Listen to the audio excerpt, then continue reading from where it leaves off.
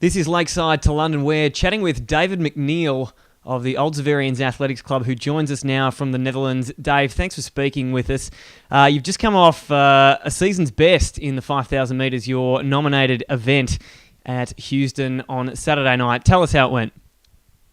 Yeah, it's always nice to run a personal best, especially just off some long travel from the US and a good block of training. So I guess personally the race wasn't perfect. I lost concentration a little bit, I guess, during the middle parts of the race and dropped back for a little while between 3 and 4K, but sort of had enough left in the tank to make up a bit of ground on the last lap and still run a personal best. So it's always good and nothing to be disappointed with. Craig Mottram in the field as well, also clocked the season's best 13.16. Nice to have a fellow Aussie in the field to give you a bit of perspective as where you should be.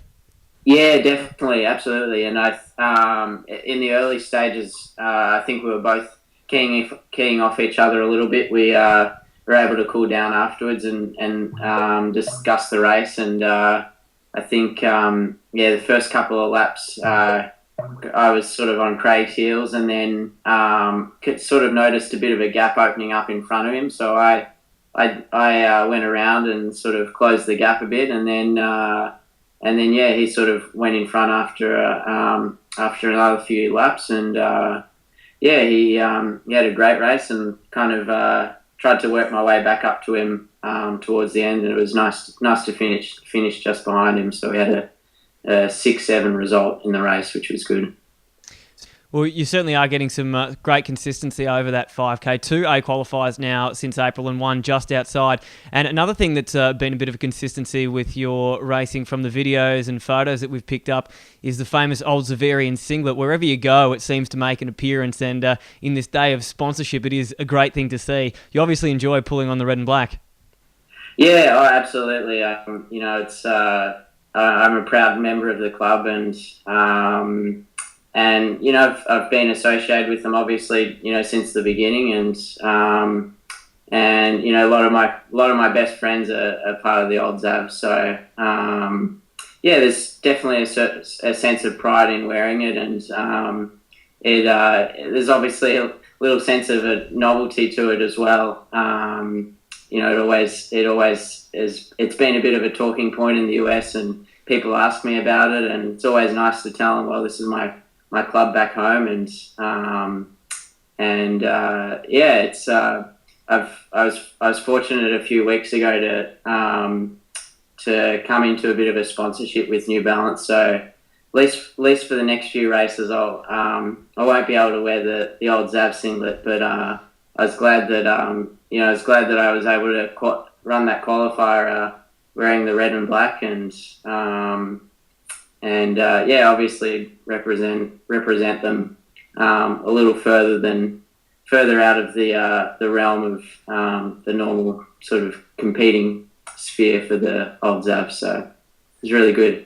Now, you talk about maintaining that connection with Australia through the old Zav singlet, because in recent years you really haven't spent a whole lot of time here, but we can't begrudge you that too much. You've got a pretty great setup in the US where you're based, not just because of the facilities available, but also the training partners you've got there as well. Yeah, absolutely. It's second to none, and I think I spent probably the most formative years of my running career in the US, especially the years sort of building up to what's presented itself now, and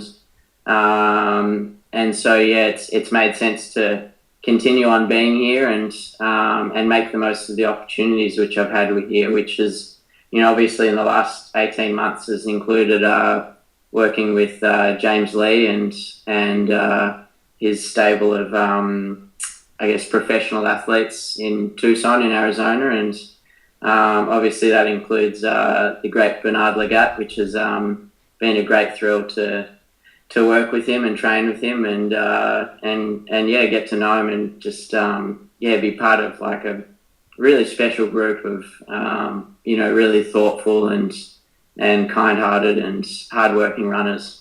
been great. And obviously now you're based in Europe, currently staying in the Netherlands, which is probably somewhere that not too many other athletes seem to target. Cologne and London seem to be more popular spots. What's the sort of setup that you got there in the Netherlands? Yeah. It's I guess it's just another case of using the connections you've got, and I have an old NAU teammate or Northern Arizona teammate that lives in the Netherlands, and so and she's a runner as well, obviously, and she's been kind enough to let me stay with her for a couple of weeks, and which has worked out really well with the races that I'm doing leading into London, because it's obvious it was only an hour's drive for me to get to Houston on the weekend, and then the next race in Ghent, also in Belgium, is only a drive away. So, and like a lot of the more popular spots, it's the town of Breda, where I am, is it's got some fantastic running trails, nice running track. Everything's close at hand, and everything is either a run away or a short bike ride away. So. It's definitely convenient, and it's also just nice to be around people that you're familiar with, and kind of maintaining that sense of, I guess, almost homeliness, and just being settled. And obviously, it's really grateful for that as I prepare for the Olympics, because you want to keep things as close to normal as you can, and at least keep a little bit of balance, I guess, in life. You mentioned those two other races that you have coming up. Is there anything else scheduled between then and London, rather, or is it a matter of easing up and preparing then?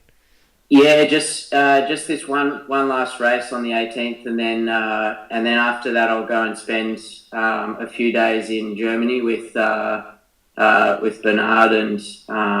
and the rest of my group, which is Bernard and then Juan Luis Barrios, who's a 5K and 10K runner from Mexico, and then my coach James Lee. So just to get in the last few days with them, and kind of just get together before we all head off to the Olympics, and I'll be going off to join the team in Tonbridge on the 23rd, and from there it's just kind of just getting the training in and sitting it out and waiting for the big dance.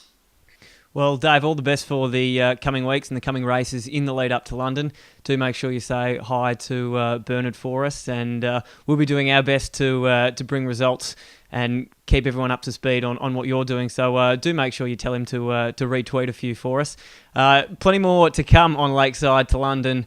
Lots more interviews with our athletes headed to the games. So make sure you're following us on AthsVic, at AthsVic, and use the hashtag L2L to throw us any questions that you want us to ask our athletes, because we'll be using that to announce our upcoming interviews as well. Thanks for watching, and stay tuned for more Lakeside to London.